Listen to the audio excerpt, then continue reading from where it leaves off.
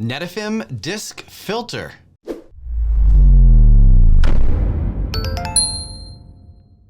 I'm Sprinkler Nerd Andy, and you're watching Sprinkler TV. All right, guys. Today, I got a pretty quick video for you, but oops, we're upside down. There we go. We're gonna look at the Netafim 1.5" disc filter. This one happens to have the 120 mesh, and I wanna open it up, show you what it looks like, tell you a little bit about how it works, and let's go from there. All right, let me flip the camera over here. All right, let's go ahead and start unscrewing this. And then you know what? Let me start by saying that these can often be very, very tight, and Netafim makes this tool, which can be used to unthread the filter assembly. And this is also sold separately. So if you need one of these, they are available, and you simply grip it on to the external portion of the filter assembly, and you can loosen it up, and then you can just simply remove it by hand. And then inside you just have one piece. This is where the magic happens. This is the filter disc assembly. And what happens with this is water moves from the outside into the center and out the bottom. So water has to get squeezed through these discs, and the discs have small etchings on them in sort of a cross-hatch pattern, which does a much better job at catching debris than a screen or mesh filter. All right, so again, the way this works is water, let's see, let me get this in the right direction. Here we go. Water comes in here, it goes through the outside. We'll just put this in to try to resemble how it works.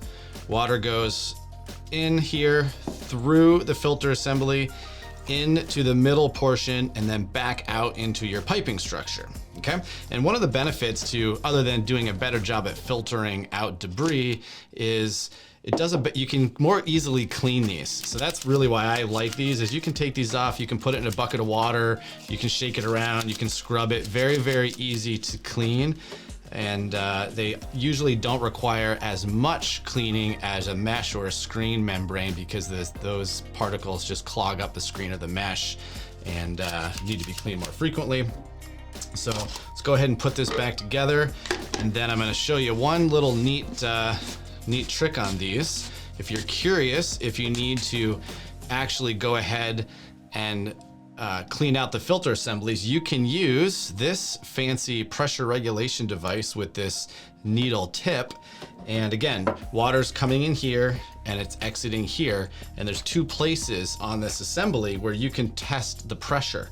So you can see what your incoming pressure is, and you can see what your outgoing pressure is. That will help you decide if, in fact, you need to change or clean the filter based on the pressure differential between incoming pressure and outgoing pressure.